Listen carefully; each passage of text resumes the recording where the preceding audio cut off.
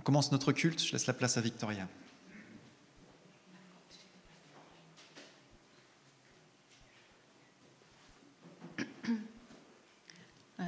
Je vous lis un texte dans l'Apocalypse de l'apôtre Jean. Moi, Jean, votre frère, qui prend part à la détresse, à la royauté et à la persévérance en Jésus, j'étais dans l'île appelée Patmos à cause de la parole de Dieu et du témoignage de Jésus. Quand je fus saisi par l'Esprit au jour du Seigneur, j'entendis derrière moi une voix forte comme le son d'une trompette qui disait « Ce que tu vois, écris-le dans un livre et envoie-le aux 7 églises, à Éphèse, à Smyrne, à Pergame, à Thyatire, à Sardes, à Philadelphie et à Laodicée. » Je me retournai pour voir celui qui parlait avec moi. Quand je me fus retourné, je vis 7 porte-lampes d'or. Au milieu des porte-lampes, quelqu'un qui ressemblait à un fils d'homme. Il était vêtu d'une longue robe et portait une ceinture d'or à la poitrine. Sa tête et ses cheveux étaient blancs comme laine blanche, comme neige. Ses yeux étaient comme un feu flamboyant. Ses pieds ressemblaient à du bronze incandescent, et sa voix était comme le bruit des grandes eaux. Il avait dans sa bouche droite 7 étoiles, et de sa bouche sortait une épée acérée à 2 tranchants, et son visage était comme le soleil, lorsqu'il brille dans toute sa puissance. Quand je le vis, je tombai à ses pieds. C'est une vision du Seigneur Jésus-Christ ressuscité. Il est parmi ces églises, il est présent, il manifeste sa présence dans l'église rassemblée. Et c'est lui, notre Seigneur ressuscité, qu'on va louer, adorer ce matin.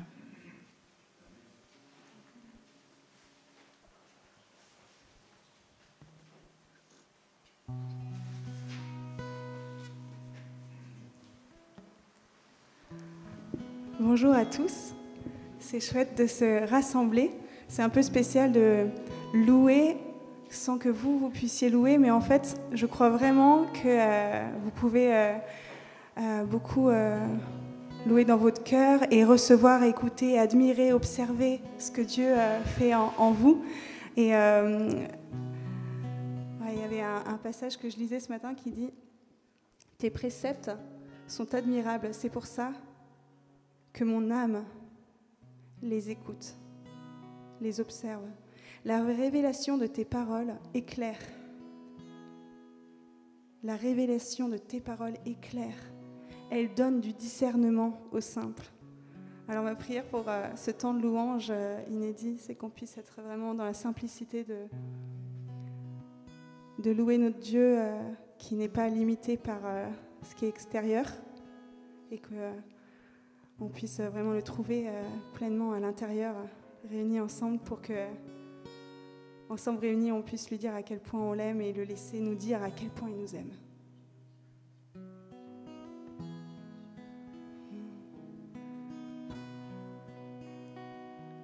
Et du coup, ce matin, on va faire des chants qui ne vont pas être montrés. C'est des chants qu'on a choisis avec notre cœur. Et on a un peu bugué, on ne savait pas qu'il fallait préparer les textes. Et le premier chant s'appelle « Homme de douleur », qui parle de Jésus, qui est passé lui aussi par des circonstances. Ah non, ah trop bien. Qui est passé aussi par tant de douleur.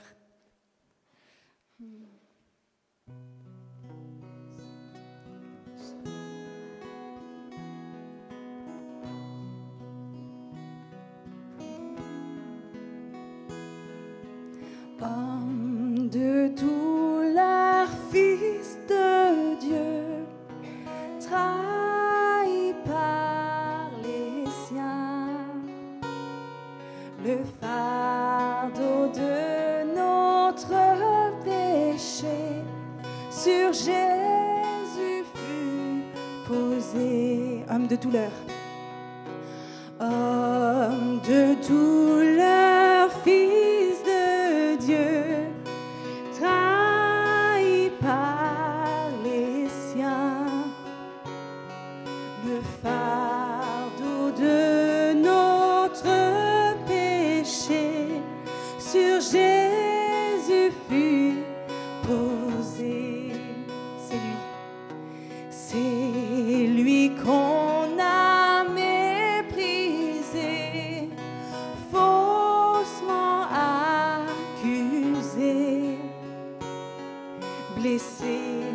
meurtri et humilié, d'épines couronné.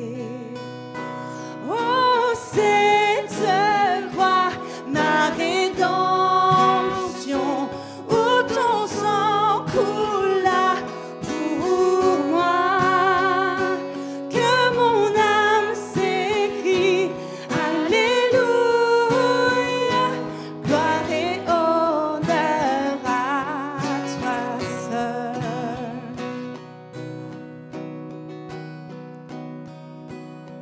Venu du ciel sur la terre, venu du ciel sur la terre, pour nous réconcilier, pour racheter et pardonner ceux qui l'ont crucifié. Venu du ciel. Venu du ciel sur la terre, pour nous réconcilier, pour racheter et pardonner ceux qui l'ont crucifié. Oh, cette croix, oh, cette croix, ma rédemption, où ton sang coula pour moi, que mon âme s'écrie, Alléluia, gloire et honneur à toi seul. Ma dette est payée, elle est effacée par le sang précieux que Christ a versé, le péché vaincu, son emprise n'est plus, il m'a libéré pour l'éternité. Ma dette est payée, elle est effacée par le sang précieux que Christ a versé, le péché vaincu, son emprise n'est plus, il m'a libéré pour l'éternité. Oh, cette croix, ma rédemption, où ton sang coula pour moi, que mon âme s'écrie, Alléluia, gloire et honneur à toi seul. Encore. Oh, cette croix, ma rédemption, où ton sang coula pour moi, que mon âme s'écrie, Alléluia, gloire et honneur à toi seul. La pierre a été roulée, au voile le tombeau vide. Alléluia, Dieu soit loué, il est ressuscité. Oh, cette croix, ma rédemption, où ton sang coula pour moi, que mon âme s'écrie, Alléluia, gloire et honneur à toi seul. La pierre a été roulée, au voile le tombeau vide. Alléluia, Dieu soit loué, il est ressuscité.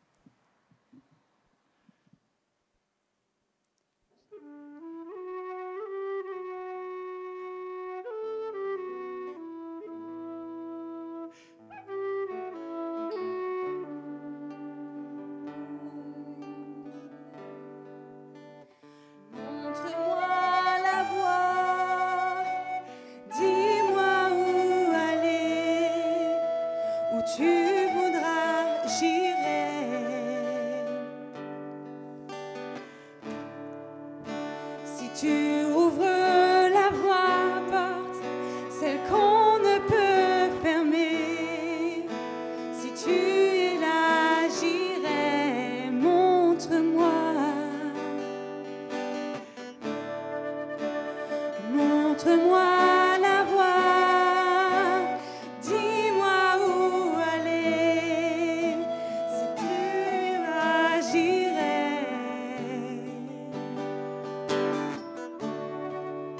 Si tu ouvres la porte, celle qu'on ne peut fermer, si tu es là, j'irai.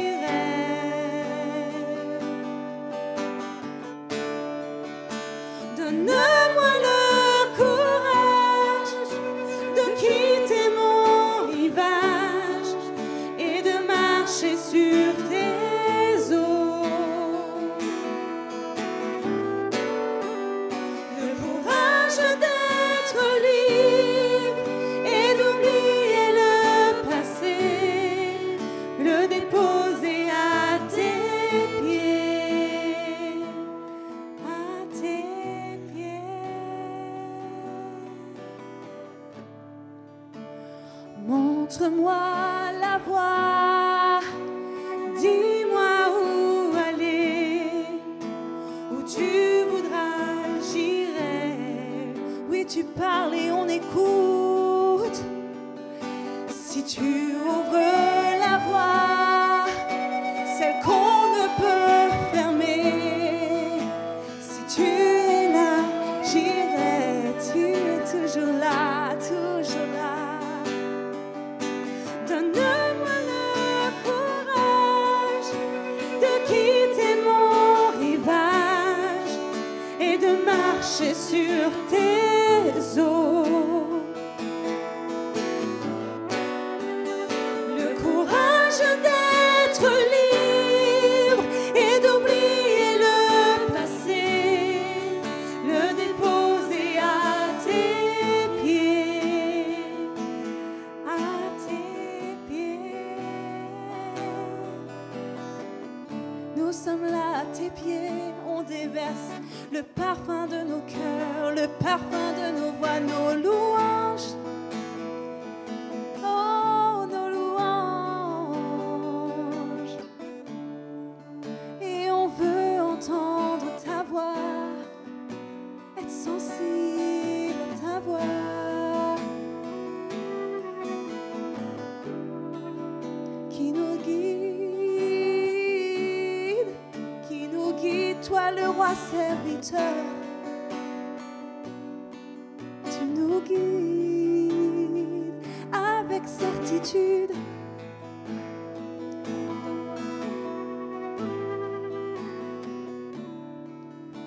Donne-moi le courage de quitter mon rivage et de marcher sur tes eaux, les yeux dans les yeux. Le courage d'être libre et d'oublier le passé, le déposer à tes pieds. Donne-moi le courage. Donne-moi le courage de quitter mon rivage et de marcher sur tes eaux. Le courage d'être libre et d'oublier le passé, le déposer à tes pieds, à tes pieds.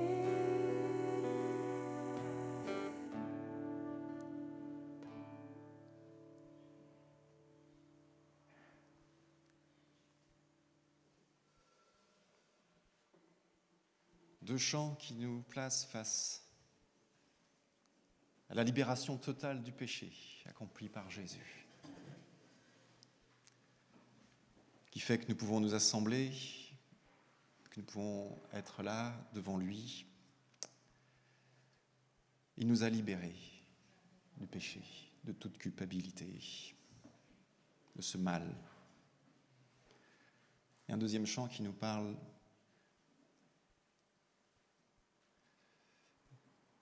J'irai, je répondrai à ton appel ».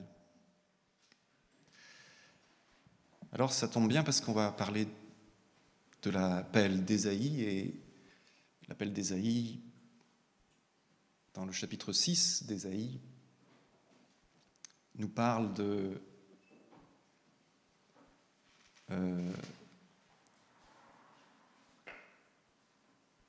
ce jugement sur le péché. Il faut régler le problème du péché. Et lorsque ce problème est réglé, alors le prophète peut être envoyé. Dans les 5 premiers chapitres dont on a parlé la semaine dernière, Ésaïe plante le décor, l'arrière-plan de son ministère prophétique, au moment où il va commencer à parler de la part du Seigneur à Israël. Et c'est, dans ces 5 premiers chapitres, un résumé de ce qui va être développé par la suite, avec 2 aspects, les 2 aspects que je viens d'évoquer. Le jugement, à cause du péché, sur un peuple infidèle à l'alliance, et le rétablissement du peuple. C'est des thèmes qui reviennent, le problème du péché, l'idée que, à travers ce jugement, il va rester un petit reste, qu'il va y avoir, c'est ce qu'on a évoqué la semaine dernière, une nouvelle création, un nouvel exode. C'est les thèmes, les images que Ésaïe utilise. Et au chapitre 6, on trouve le récit de son appel. Une vision saisissante de la majesté de Dieu. C'est dans une révélation particulière de Dieu à Ésaïe que Ésaïe va recevoir son appel. C'est une révélation où il voit la gloire, la majesté, la sainteté de Dieu révélée dans cette vision ou dans ce songe, on ne sait pas comment cette image, enfin ce qu'il nous rapporte, lui est venu. Donc 2 parties, la révélation de la gloire divine à Ésaïe dans le temple de Dieu, et le problème du péché d'Ésaïe, et la mission d'Ésaïe pour le peuple infidèle. C'est ce qu'on trouve dans le plan, finalement, de ce chapitre 6 d'Ésaïe. Alors Ésaïe, il est un peu historien aussi, il raconte des événements dans son livre, des éléments qui se produisent et dont il est acteur aussi, parfois.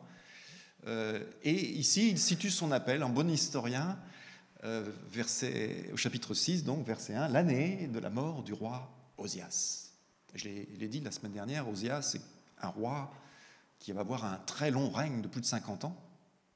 Et la mention de l'année de la mort du roi Osias, cette mention, elle est assez inhabituelle en fait, parce que généralement dans les Écritures, on date en fonction du pouvoir, du roi qui est au pouvoir, qui règne. Et il aurait donc dû dire la première année du règne de Jotham, donc le fils d'Osias. Donc pourquoi parler de la mort du roi ici? Osias a eu un règne très long, mais il a aussi été, dans son règne, un roi paria. Suite à une désobéissance, parce qu'il a voulu prendre la place du prêtre dans le temple, Dieu l'a jugé et il a été immédiatement atteint d'une maladie impure dans la loi de Dieu, la lèpre, une maladie de peau, et il a donc dû s'isoler et il a été du coup exclu du culte. Il ne pouvait plus aller au temple du tout. Et il a même dû laisser le pouvoir à son fils, donc tout en gardant le titre de roi, c'est son fils qui exerçait le pouvoir. Donc la mort d'un roi, mais la mort d'un roi qui ne règne pas finalement, et dont le péché a été révélé, et révélé sur son corps même, manifesté sur son corps, dans une honte, une impureté, loin du temple de Dieu. Et dans la vision d'Ésaïe, justement, il est question du problème du péché, de la honte, de la condamnation qui tombe sur le péché, la mort, la destruction du pécheur. Et dans cette vision, cette destruction du mal, du péché, elle est directement liée à la nature de Dieu. Dieu est saint. Ésaïe voit dans sa vision ou son songe, il voit Dieu. Et il s'agit donc de cette révélation spéciale à Ésaïe de qui est Dieu. Alors sa vision, elle est en rapport à des choses que Ésaïe connaît. Il connaît bien le temple de Jérusalem. Et il reprend aussi des images, des choses qu'il connaît dans sa culture. Ça correspond à des choses. Et Dieu se révèle dans ce cadre-là. Alors, l'année de la mort du roi Osias, je vis le Seigneur siégeant sur son trône, très élevé. Les pans de son vêtement remplissaient le temple. Ce qu'il voit en premier, c'est un trône. Et le symbole, il est clair. C'est Dieu siège, Dieu est souverain, Dieu règne. Il n'est pas comme ce roi qui est mort, il règne vraiment. Et il règne en majesté. Sa majesté, elle est exprimée ici par l'image des pans de son vêtement qui remplissent tout. Il est le vrai roi qui a le droit de régner dans son temple, pas comme Osias qui voulait usurper une place qui ne lui revenait pas. Sa majesté s'exprime dans le fait qu'il remplit tout. Il remplit ce temple. Et Dieu n'est pas simplement au-dessus, souverain, mais sa majesté remplit tout. Autre élément du caractère de Dieu révélé dans cette vision, c'est celle qui est symbolisée par ces êtres un peu bizarres que l'on trouve et qu'on appelle les séraphins. Enfin, parce que, en fait, le mot c'est séraphim en hébreu. C'est des êtres, nous dit la version du Semeur, des êtres à forme de serpent, se tenaient debout. Chacun d'eux avait 6 ailes, 2 ailes pour se couvrir le visage, 2 autres pour se voiler le corps, et les 2 dernières pour voler. Un truc un peu bizarre quand même, hein, vous avouerez. Donc souvent, ils ont été assimilés aux anges, les séraphins.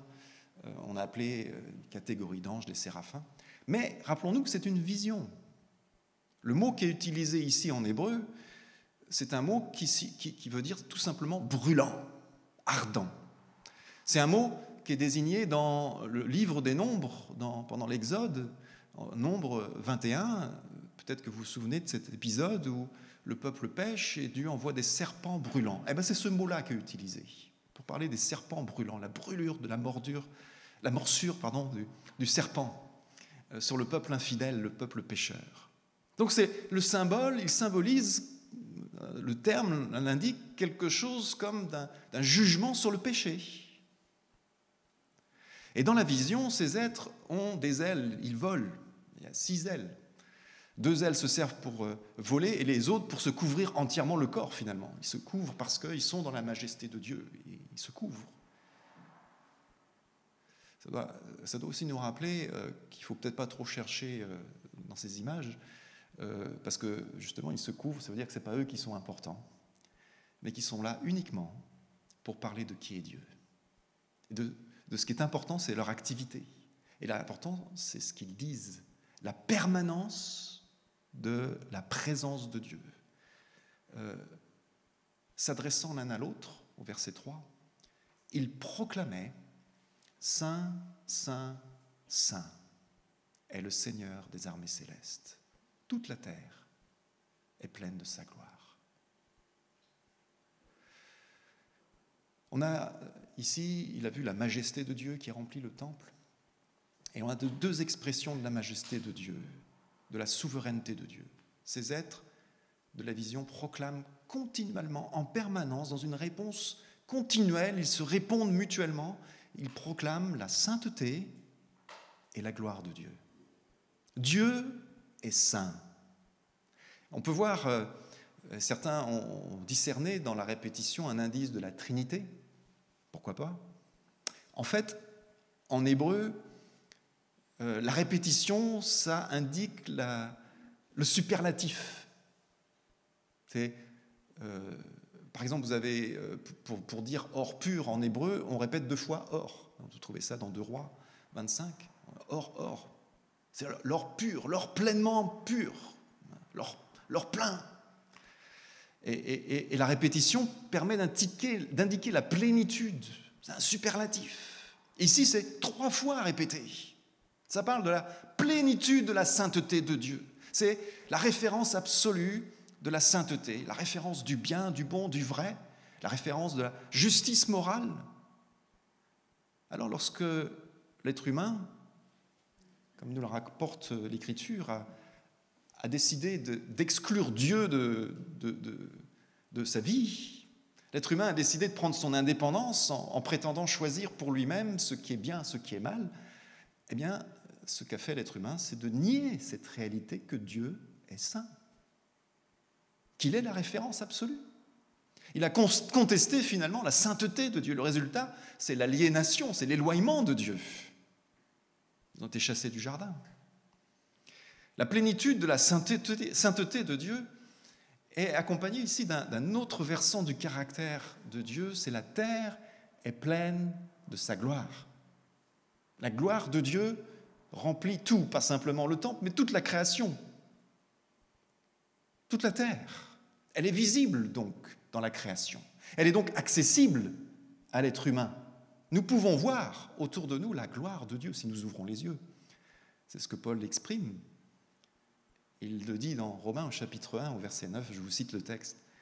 En effet, ce qu'on peut connaître de Dieu est clair pour eux. Dieu lui-même le leur ayant fait connaître, car depuis la création du monde, les perfections invisibles de Dieu, sa puissance éternelle et sa divinité se voient dans ses œuvres quand on y réfléchit. Et ils n'ont donc aucune excuse, car alors qu'ils connaissent Dieu, ils ne lui rendent pas l'honneur que l'on doit à Dieu et ne lui expriment pas leur reconnaissance. Ils se sont égarés dans des raisonnements absurdes et leur pensée dépourvue d'intelligence s'est trouvée obscurcie. La majesté, la souveraineté de Dieu se révèle. Dans sa gloire que l'être humain, les êtres humains peuvent voir dans ses œuvres et dans aussi la plénitude de sa sainteté. Une plénitude de la sainteté de Dieu à laquelle l'être humain n'a pas accès. Regardez le verset 4. Dans la vision, cette révélation du caractère de Dieu, la plénitude de la sainteté, elle a des effets. Saint, Saint, Saint est le Seigneur. Les montants des portes du temple se mirent à trembler au son de ses voix, tandis que le sanctuaire se remplit de fumée. Tremblement, voix, fumée. Ça rappelle l'Exode encore ici. Ça fait référence à ces manifestations de la présence de Dieu lorsqu'il venait rencontrer son peuple. Lorsque Dieu vient sur la tente de la rencontre pour parler avec Moïse, il y a une nuée, une fumée qui cache finalement la présence de Dieu. Ça la manifeste tout en cachant la présence de Dieu. C'est le but de cette nuée, de protéger finalement l'être humain pécheur de la sainteté de Dieu. Il est présent, mais l'être humain ne peut pas voir complètement la plénitude de sa majesté parce que Dieu est saint et que l'homme est pécheur. C'est ce que Ésaïe exprime face à cette vision.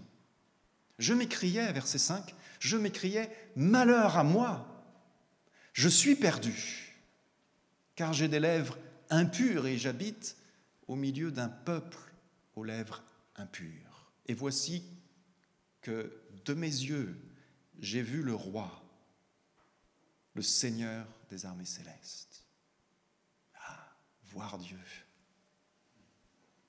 Il exprime encore cette impossibilité d'approcher le Dieu saint. Ça rappelle les paroles de l'Exode, « Nul ne peut voir Dieu et vivre ».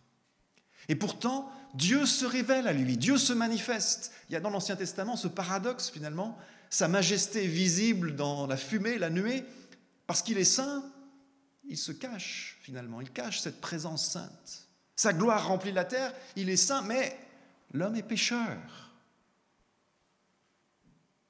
Ce qu'il dit ici exprime, ce que Ésaïe exprime, ça, ce sentiment de profonde de honte, d'indignité. Ça révèle finalement ce qu'il y a dans le cœur de tout être humain, d'être aliéné, éloigné, loin de Dieu. Et l'apôtre Jean exprime cela dans Jean 3, 19. La lumière étant venue dans le monde, les hommes ont préféré les ténèbres à la lumière parce que leurs œuvres étaient mauvaises. Vous savez, quand on est dans un lieu sombre, dans une pièce sombre et qu'on sort, et qu'on sort à l'extérieur et le soleil brille, et vous avez cette réaction immédiate de fermer les yeux, bien sûr, parce que la pupille, c'est pas adapté à la luminosité. Donc on se cache les yeux, c'est un réflexe. Face à l'éblouissement, on ferme les yeux, c'est normal. Le temps que nos yeux s'adaptent. Et c'est ce réflexe-là dont il est question ici. Le réflexe de l'être humain face à la sainteté de Dieu, c'est de se cacher parce qu'il est pécheur. C'est de couvrir. Et c'est lui-même de fermer les yeux sur son état. Avec deux stratégies, pour citer deux ce matin, il y a la stratégie du déni. C'est pas vrai, c'est pas grave, le déni. Ou de la diversion. C'est une autre stratégie. On voit bien qu'il y a des choses qui ne vont pas, mais oh là là, l'autre là-bas, c'est pire quand même. L'autre là-bas, ça ne va pas. Vous savez, ceux qui parlent le plus des problèmes des autres sont ceux qui ont le plus besoin de se repentir. Je le redis. Ceux qui parlent le plus des problèmes des autres sont ceux qui ont le plus besoin de repentance. C'est ce que Jésus a dit. C'est pas de moi, hein.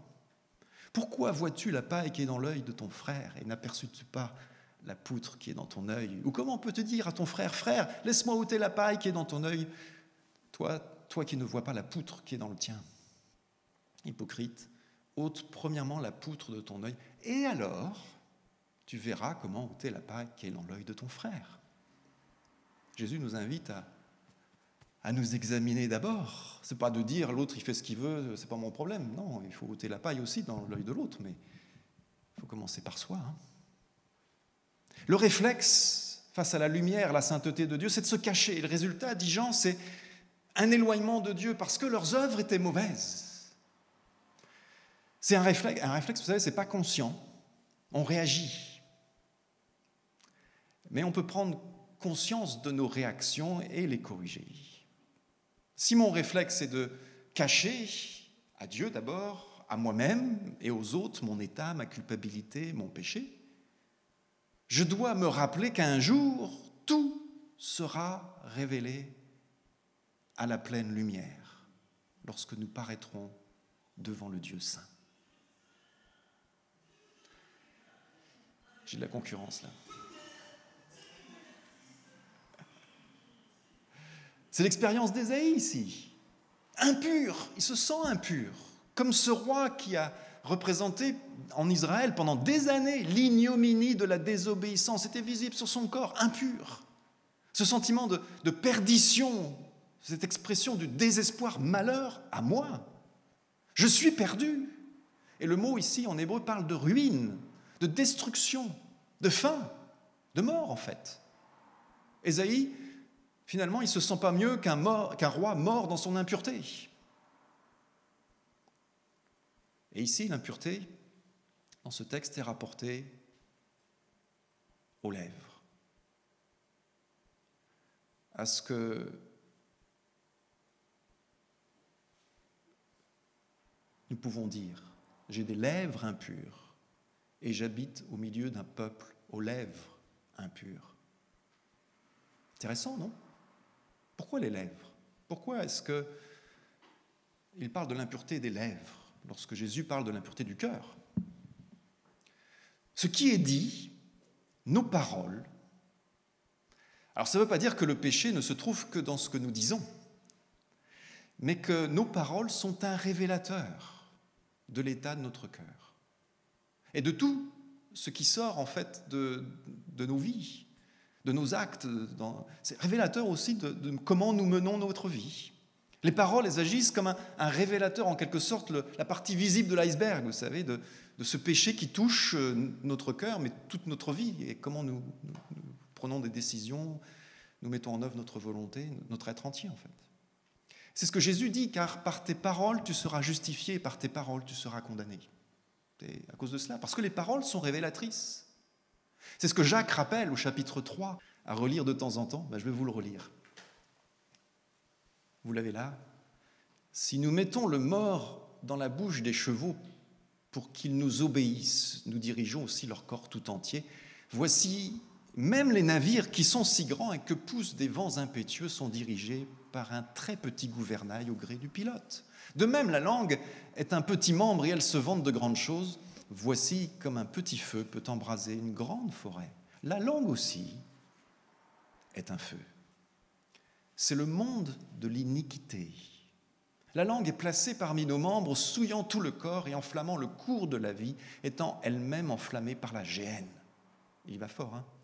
Toutes les espèces de bêtes et d'oiseaux, de reptiles et d'animaux marins sont domptés et ont été domptés par la nature humaine. Mais la langue, aucun homme ne peut la dompter.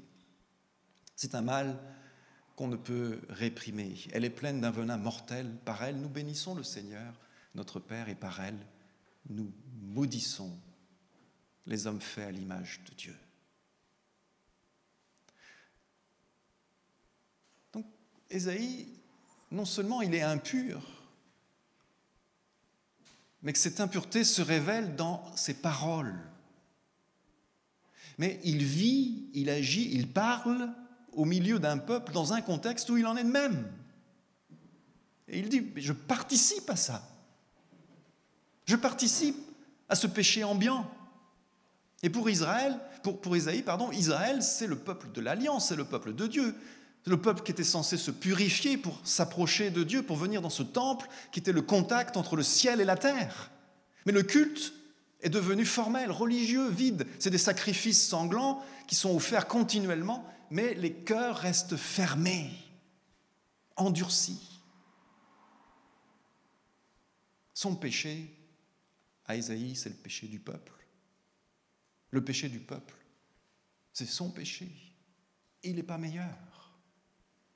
Et dans cette exclamation d'Ésaïe, on a finalement tout le désespoir de l'être humain livré à lui-même. Tout ce qu'on peut faire face à notre état, c'est de se cacher, c'est de se tenir loin de Dieu, se tenir à distance. Et la solution ne peut venir que de Dieu lui-même. Elle sort de son temple, de sa majesté, de sa sainteté même. Elle sort de son autel. La purification d'Ésaïe, c'est l'initiative de Dieu. Lui n'y est pour rien. Verset 6. Alors, l'un des êtres à forme de serpent vola vers moi. Il tenait à la main une braise qu'il avait prise sur l'autel avec des pincettes. Il m'en toucha la bouche et me dit « Maintenant que ceci vient d'être appliqué sur tes lèvres, ta faute est enlevée et ton péché est expié. » Là, vous dites « Alléluia !» Ça vient de l'autel. C'est là où le sang des sacrifices est versé continuellement dans le temple. C'est de là que vient la purification que Dieu donne par grâce. Alors bien sûr, ces sacrifices de l'Ancienne Alliance, ils n'ont aucune efficacité en eux-mêmes. C'est ce que l'auteur de l'Épître aux Hébreux rappelle. Ils n'ont pour fonction que de montrer la gravité du péché qui appelle le sang, la mort, et indique à l'avance, préfigure la venue de la seule solution efficace, le sang versé de Christ à la croix. Lui seul, parce qu'il est mort pour nous et ressuscité, peut nous dire aujourd'hui, ta faute est enlevée, ton péché est expié. Et ce matin, le Saint-Esprit est là pour nous rappeler cela. Jésus est le sacrifice parfait. Il est l'agneau qui ôte le péché du monde et qui accomplit la totale purification, parfaite purification de nos cœurs.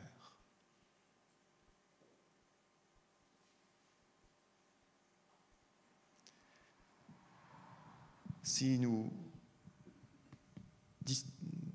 pouvions distribuer la Sainte Seine comme nous voudrions pouvoir le faire, je m'arrêterai mon message à ce moment-là pour que nous puissions avoir ce temps. Je propose de nous arrêter dans cette prédication. Je reprendrai après, dans la deuxième partie de cette vision d'Ésaïe. Mais nous arrêter parce que vous comprenez pourquoi nous arrivons à un moment où nous pouvons partager le repas du Seigneur. Ta faute est enlevée, ton péché est expié. Ayons ce temps de mémoire maintenant, de mémorial. On va nous concentrer sur l'œuvre de Jésus-Christ. Ce que les croyants de l'Ancienne Alliance n'ont pas vu de leurs yeux, nous l'avons reçu dans la personne et l'œuvre de Jésus. Et on va se concentrer. Pas cacher, pas mettre en place des stratégies d'évitement, mais de regarder notre état, ce que nous sommes devant Dieu, et laisser le Saint-Esprit nous parler. Le Saint-Esprit nous montrer là où notre faute, là où nos actes, nos paroles doivent être pardonnés. Père, merci pour ta parole. Tu es là par ton Saint-Esprit pour que cette œuvre que tu as accomplie à la croix nous soit appliquée d'une manière spéciale ce matin alors que nous prenons ce temps ensemble dans la communion de ton sang et de ton corps, dans la communion de Saint-Esprit. Nous voulons te demander, Seigneur, de toucher nos cœurs. On ne veut pas avoir un culte formel, Seigneur. On ne veut pas faire semblant. Et peut-être que le fait que nous ne bougions pas pour faire les choses comme nous en avons l'habitude, Seigneur, de passer dans les rangs le pain et le vin, nous oblige ce matin à regarder à l'intérieur. On ne veut pas faire semblant, Seigneur. On veut que ton esprit pénètre au plus profond de notre être et vienne nous purifier, changer nos cœurs. Si dans les semaines qui sont passées, Seigneur, j'ai pu dire ou faire des choses qui vont à l'encontre de qui tu es, de ta sainteté, alors Seigneur, je veux me tenir devant toi et demander grâce, demander ton secours. Oui, Seigneur, par ton sang, tu purifies. Alléluia.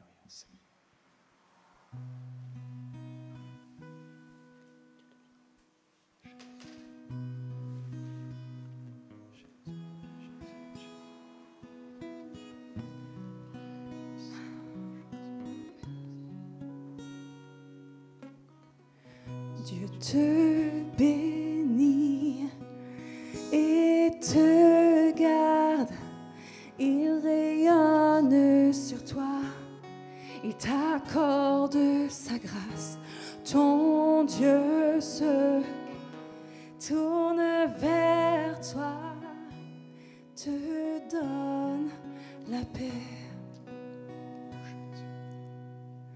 Dieu te bénit et te garde, il rayonne sur toi, il t'accorde sa grâce, ton Dieu se tourne vers toi, te donne la paix. Amen. Amen. Amen.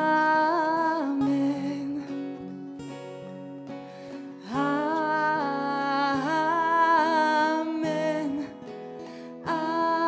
Amen. Amen. Dieu te bénit. Dieu te bénit et te garde. Il rayonne sur toi. Il t'accorde sa grâce. Ton Dieu se tourne vers toi et te donne sa paix. Encore. Dieu te bénit et te garde. Il rayonne sur toi. Il t'accorde sa grâce. Ton Dieu se tourne vers toi, te donne la paix.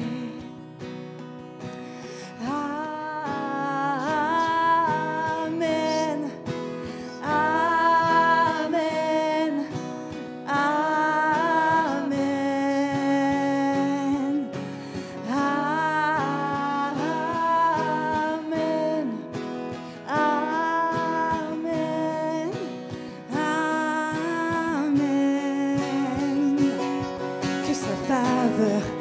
reste sur toi pour plus de 1000 générations, pour ta famille et tes enfants et les enfants de leurs enfants.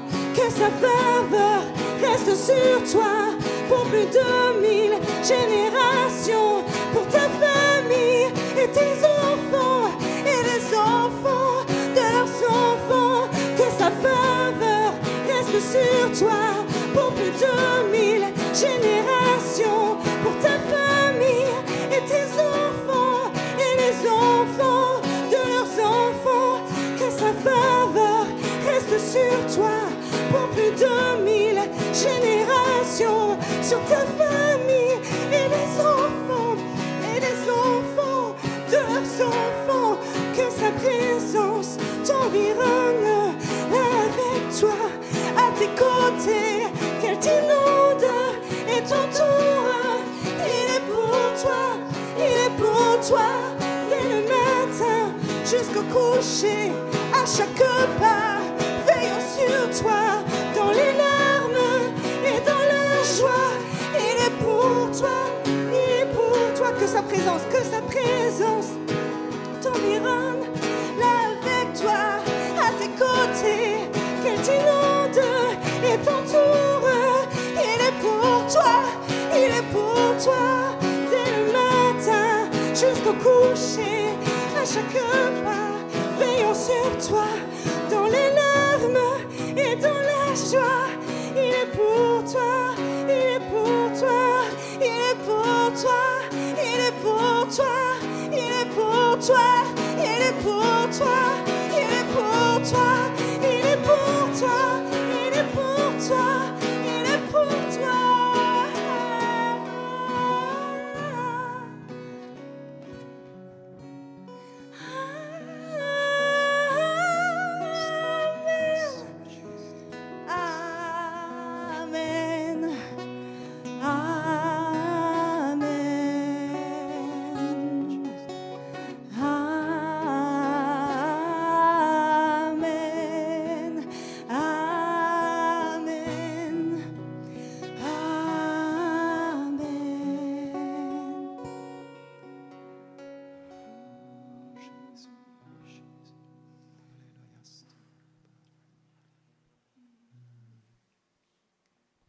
Merci Jésus de bénir Saumur, de bénir nos familles, et que cette chanson, vous puissiez bénir toutes les sphères où vous êtes. Merci Jésus pour ce que tu nous purifies et que tu utilises nos lèvres pour bénir, pour te louer, pour proclamer ton nom, qui est notre unique espoir, notre unique solution. Merci Jésus, merci parce que tu nous as tant voulu, que tu es allé jusqu'au bout.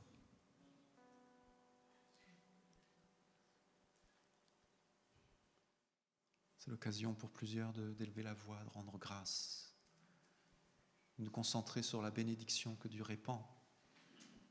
De la croix coule toute bénédiction. Alors approprions-nous cette réalité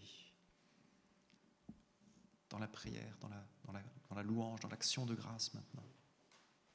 Il y en a plusieurs qui élèvent la voix et on s'associe aux louanges qui montent.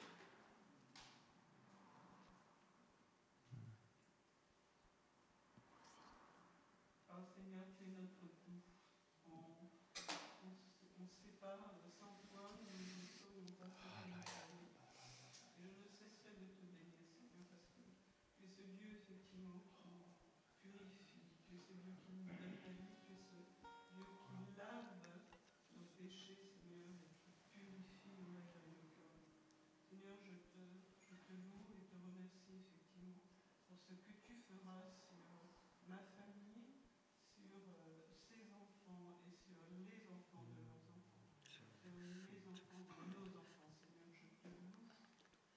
cœur parce que tu es mon Dieu et mon Seigneur pour l'éternité. Amen.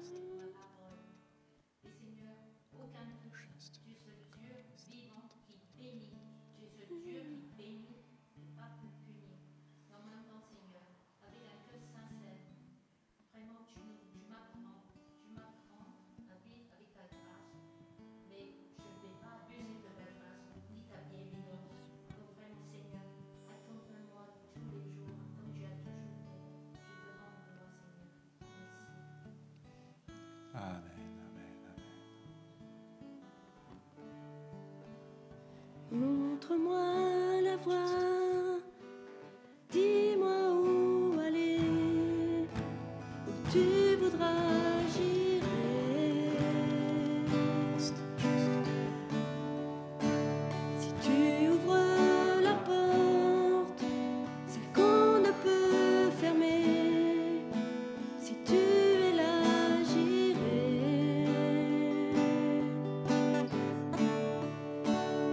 Donne-moi le courage de quitter mon rivage et de marcher sur tes eaux. Le courage d'être libre et d'oublier le passé, le déposer à tes pieds, à tes pieds. Montre-moi la voie, dis-moi où aller, où tu voudras, j'irai.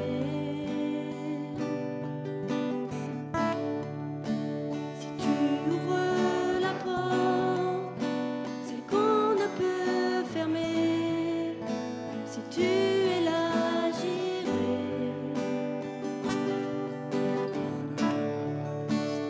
Donne-moi le courage de quitter mon rivage et de marcher sur tes eaux.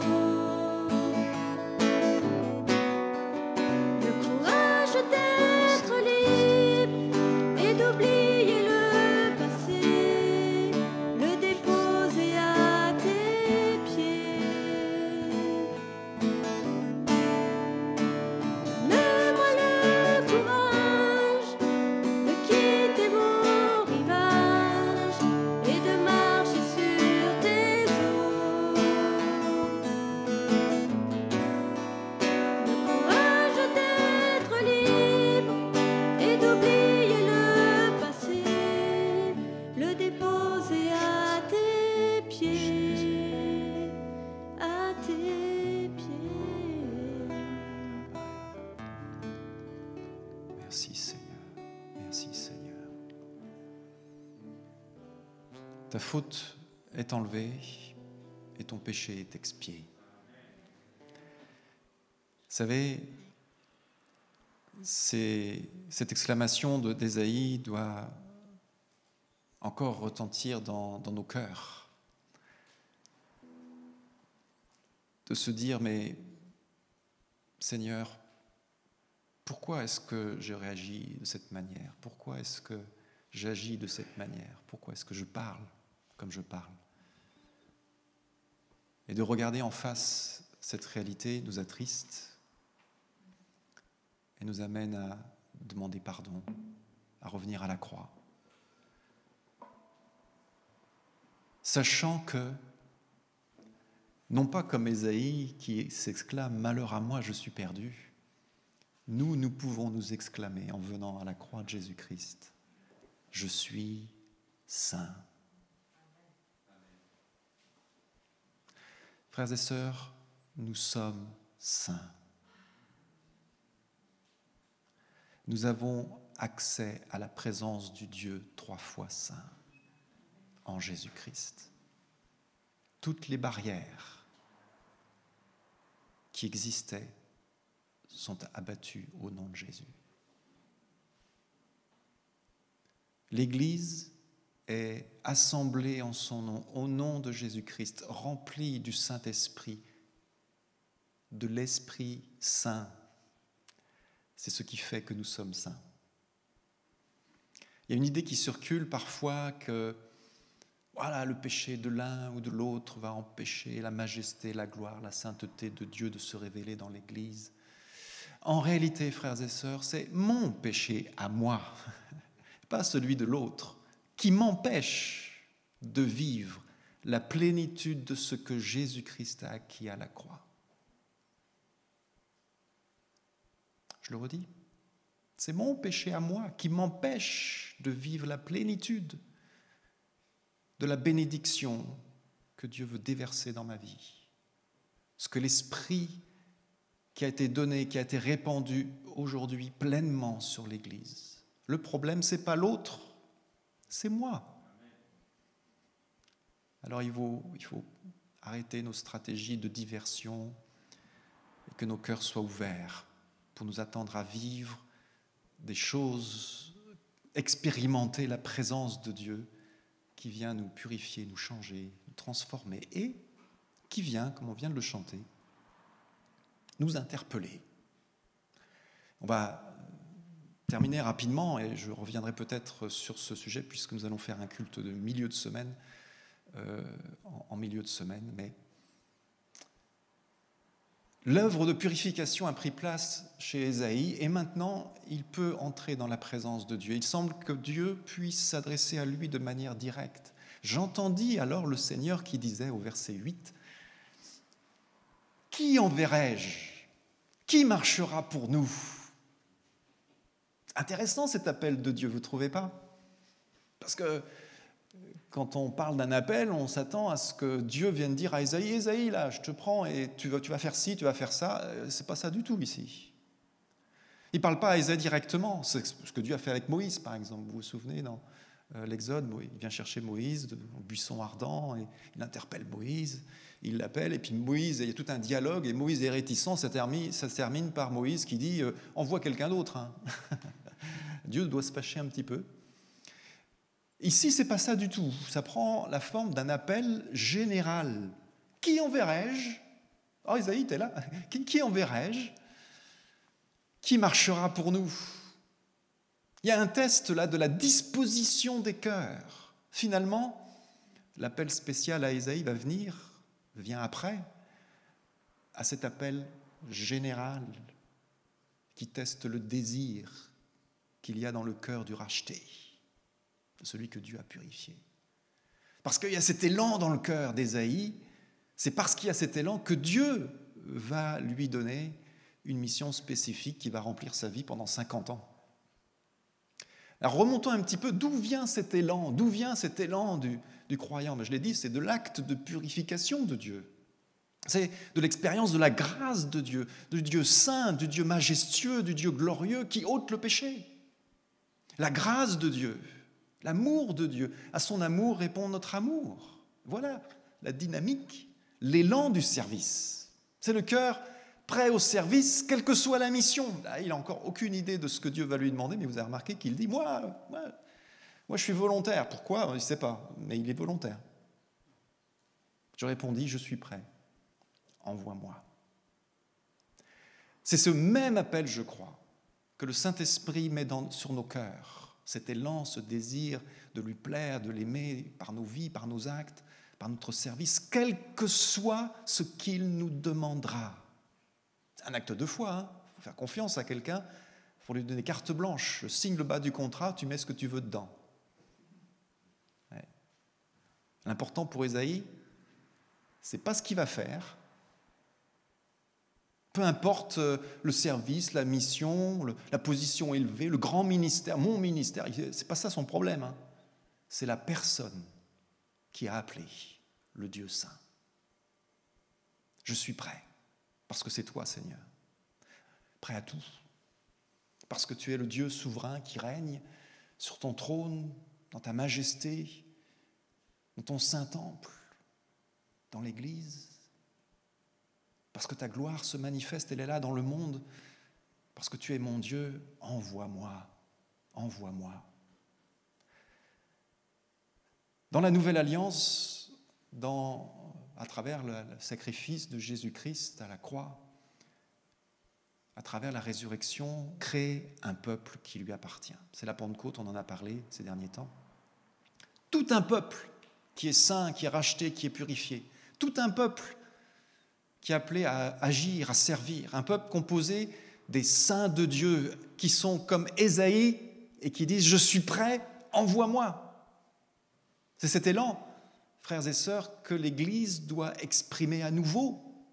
Nous devons apprendre à le dire, à l'exprimer, que notre vie lui appartient. Envoie-moi.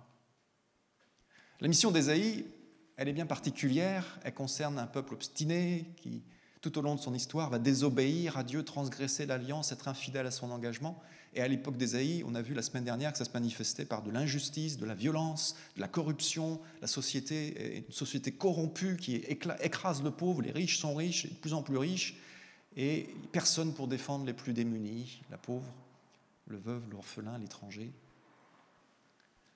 Il a transgressé l'alliance, ce peuple. Et l'infidélité va atteindre un paroxysme avec un roi, par exemple, en particulier Manassé, qui va arriver d'ici quelques décennies. Et Ésaïe exprime l'endurcissement du cœur. C'est le thème que l'on trouve dans l'Écriture. Le Seigneur me dit, va, dis à ce peuple, vous aurez beau entendre, vous ne comprendrez pas, vous aurez beau voir, mais vous n'apprendrez rien, ou n'appréhenderez rien. Rends ce peuple insensible, ferme-lui les oreilles, bouche-lui les yeux pour qu'il ne voie pas de ses yeux, pour qu'il n'entende pas de ses oreilles, pour qu'il ne comprenne pas, qu'il ne revienne pas à moi afin d'être guéri. Waouh! La mission, alors elle est simple, tu vas et tu dis. Tu parles, tu es un prédicateur, un prophète, tu es appelé à donner les oracles de Dieu. Et ces oracles, c'est ce qu'on trouve dans ce livre, ces prophéties d'Ésaïe. Mais le contenu, vous avouerez que ce n'est pas très encourageant. Il indique à Ésaïe que son ministère n'aura pas de succès. Ça ne va pas marcher. Ce n'est pas un appel à la repentance dans le sens où il y a un changement qui est possible, mais non, on est arrivé à un point dans l'histoire d'Israël où il est trop tard. Tout ce que produira ta prédication, Ésaïe, ces appels répétés à changer, c'est un endurcissement. Et plus ils entendent, et moins ils entendent. Les oreilles vont entendre parce que le prophète va être fidèle à sa mission, mais les cœurs se ferment. Les oreilles, les yeux du cœur se verrouillent. C'est la stratégie du déni, vous savez. Tout va bien, pourquoi changer? À tel point que c'est comme si Ésaïe, par lui-même, par sa prédication, endurcissait le peuple. C'est comme ça que c'est formulé. Il est finalement le moyen du jugement de Dieu contre l'endurcissement, l'obstination, le péché qui s'est enraciné dans les cœurs. Et on va retrouver ce texte dans le ministère de Jésus, et Jésus va le citer pour Israël de son temps. Israël qui va rejeter son Messie.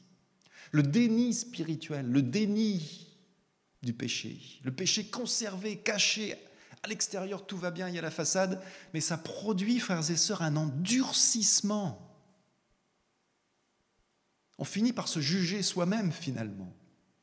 Une hypocrisie qui s'auto-condamne en ne recevant pas la parole de Dieu, en ne laissant pas l'Esprit de Dieu agir au plus profond des cœurs. Ésaïe pose alors une question à Dieu. Jusque à quand, Seigneur? Quel est l'aboutissement? Comment ça va finir?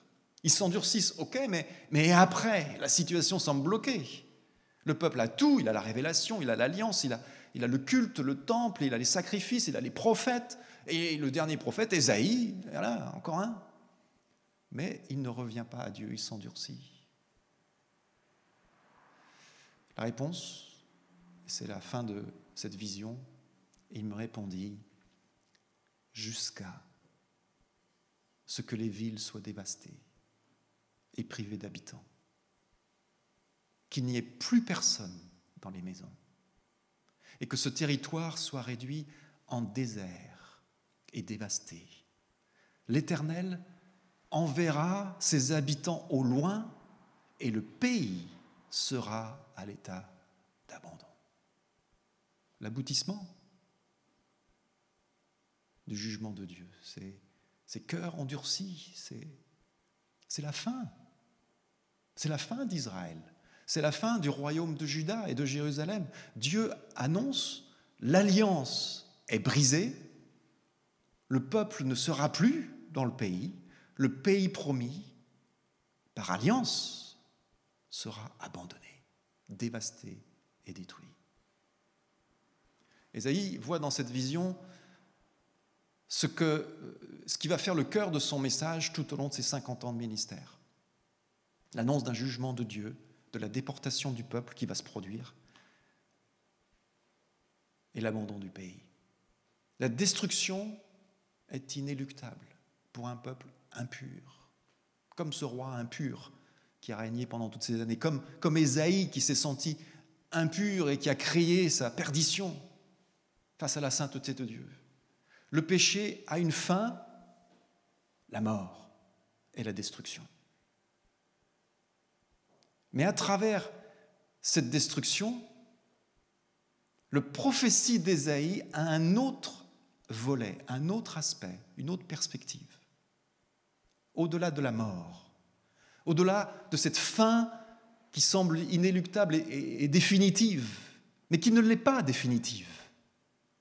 C'est brutal, c'est terrible, mais il y a un reste. Verset 13, « S'il y subsiste encore un dixième du peuple », dixième c'est beaucoup, parce que c'est encore trop, à son tour, il sera embrasé par le feu. Mais comme un térébinthe ou comme un chêne qui conserve sa souche quand il est abattu, la souche de ce peuple sera une semence sainte. Waouh! Il parle d'un dixième, mais c'est trop le dixième.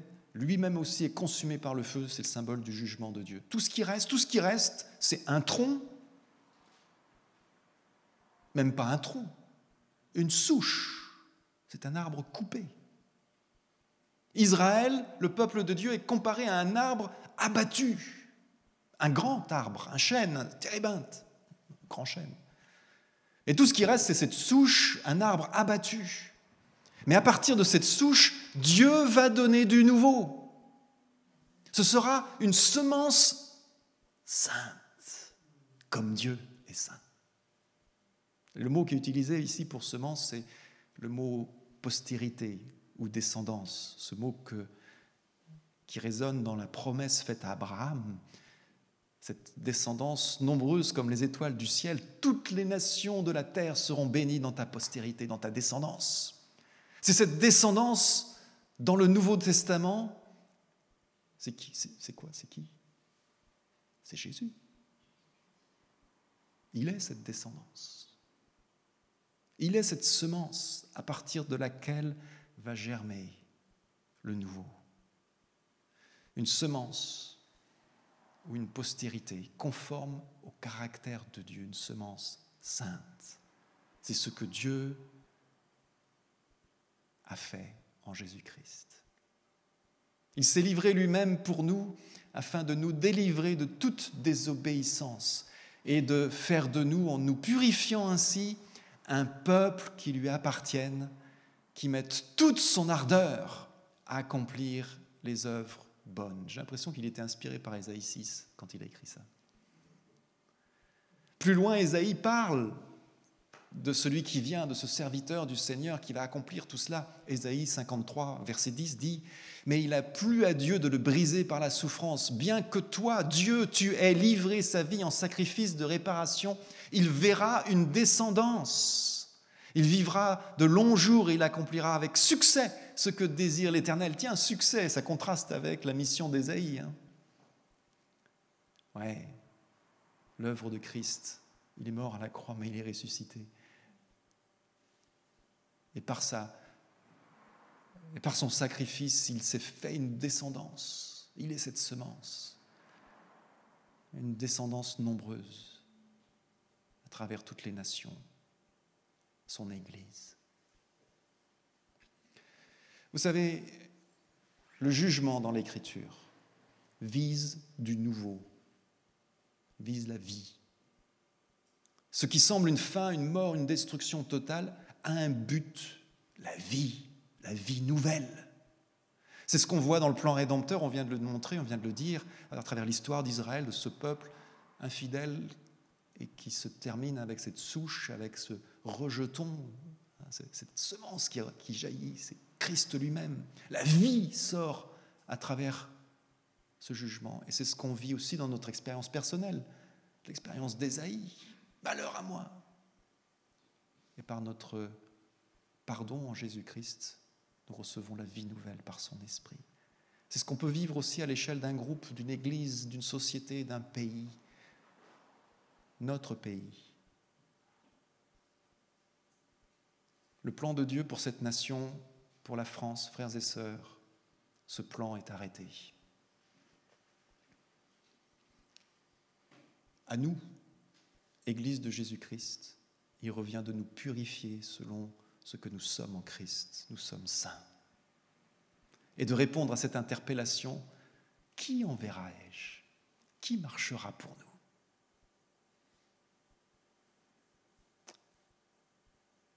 Notre Père, merci pour ta parole.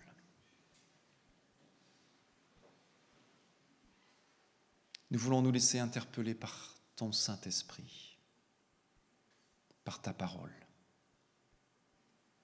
Oui, parle à nos cœurs, Seigneur. Tu veux aller plus profond, au plus profond de notre être, pour nous changer, nous transformer, afin que ce que tu nous as donné,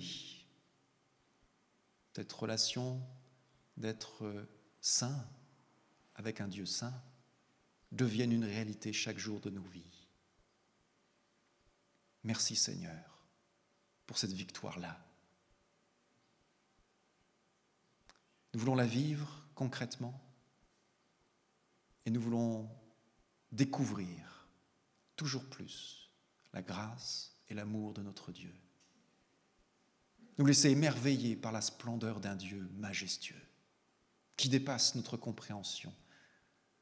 Nous sommes époustouflés, nous ne pouvons même pas exprimer totalement la majesté, la gloire, la sainteté, l'amour, la grâce, la bonté.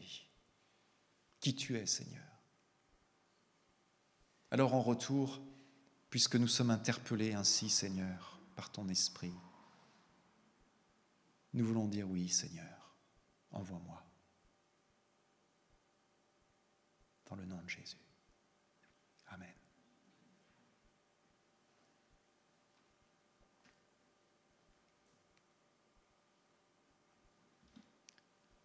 Que le Seigneur nous aide à garder cette parole, à la nourrir de nos prières.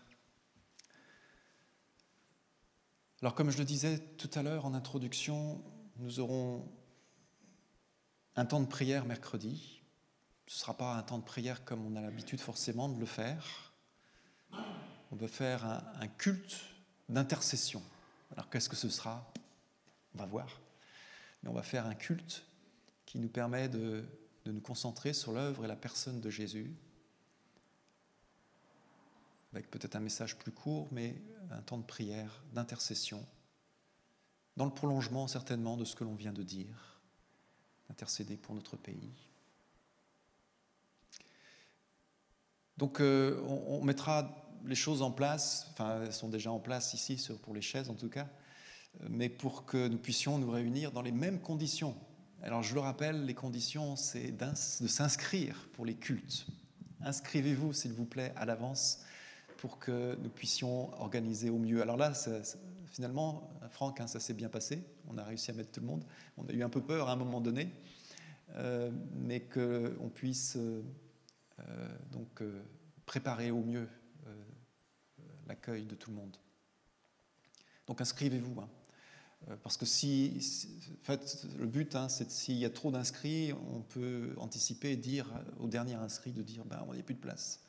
Mais si vous ne vous inscrivez pas, que vous venez, vous allez peut-être vous déplacer pour rien. Ce sera embêtant. Ça commence quand pour mercredi ? Mercredi. Ouais. 20h30, 20h15. Mais je vais envoyer une lettre de nouvelles. Puis on le communiquera par mail et par SMS.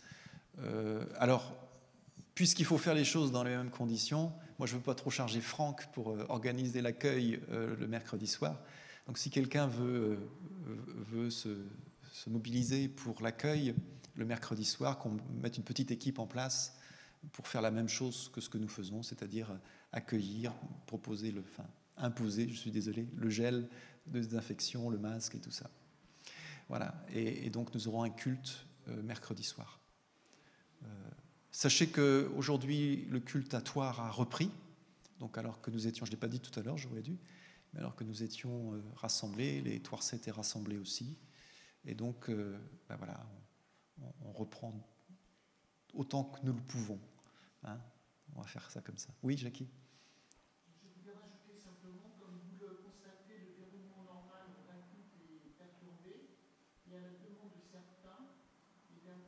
vous faites également des corbeilles pour récupérer les offrandes ne circulent pas. Il y a des troncs qui sont mis à la disposition de tout à chacun pour déposer vos offrandes. Merci Jackie. Je le rappelle donc pour ceux qui n'entendraient pas, les offrandes, c'est dans les troncs qui sont à la sortie. Hein, dans les deux sorties, il y a les troncs. Voilà.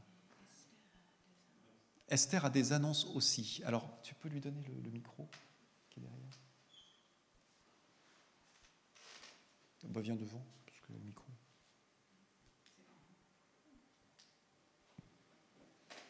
Vous êtes désinfecté les mains, oui. Est-ce que tu prends un micro qu'elle te tend, c'est... Oui. On va faire attention. Oui, bonjour à tous. Ce que je n'ai pas salué, c'est pour vous dire qu'on a remis la caisse pour la banque alimentaire. Vous avez appris par les médias que les besoins se sont accrus d'une manière considérable. Et donc, c'est pour nous l'occasion de montrer qu'on n'est pas indifférent et chacun peut participer. Ce n'est pas l'occasion de se démunir, mais de faire ce que le Seigneur nous met sur le cœur et de montrer à l'église de Saumur qu'on est là aussi pour participer. Je voulais également vous porter à votre attention que je vais passer une commande à Viens et Voix. On a appris aussi que les éditeurs chrétiens, les éditions chrétiennes n'ont pas de marge bénéficiaire comme les autres éditeurs dans le monde. Et donc là, ils ont aussi des problèmes et ils ont été obligés de mettre leur personnel en chômage technique parce que les églises étant fermées, il n'y a plus de commandes. Alors, si vous aviez dans l'idée de penser à des livres que vous aimeriez avoir, eh bien, profitez-en et faites-le moi savoir. Je pourrais grouper toutes ces commandes-là. Et puis de penser aussi, quand on veut offrir de la littérature ou des bibles pour les gens qu'on rencontre, c'est peut-être l'occasion. Enfin, je mets ça sur votre cœur. Et puis, c'est une occasion aussi de pouvoir faire quelque chose pour l'œuvre de Dieu. Voilà, je vous remercie. Je vous souhaite un bon dimanche. Je te le rends.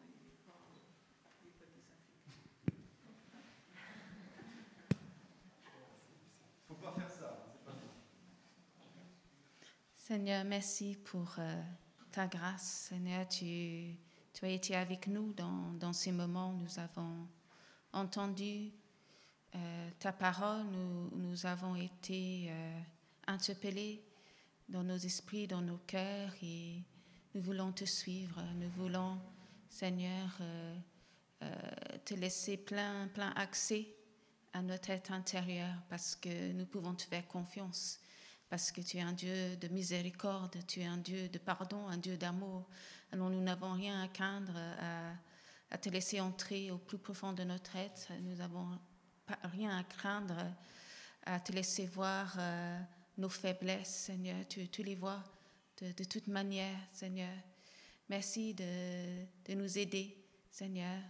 Merci d'aider chacun d'entre nous, de nous fortifier, de remplir nos cœurs de ton amour, de ton esprit, de nous remplir de cet élan du salut, Seigneur, pour te servir dans notre génération, Seigneur, que tu puisses nous donner, Seigneur, un amour pour toucher, Seigneur, notre monde, Seigneur, que déjà par cette banque alimentaire, que nous puissions manifester ton amour, Seigneur, pour tous ceux qui sont autour de nous, ton amour qui est là, ton désir de pardonner, Seigneur, qui est là. Merci, Seigneur, de bénir ces moments. Merci de bénir nos frères et sœurs qui verront ce culte par vidéo. Merci de bénir les offrandes, Seigneur, aussi, qui sont une expression aussi de notre amour pour toi. Merci, Seigneur. Sois glorifié, Seigneur. Amen. Okay. À bientôt. Peut-être à mercredi.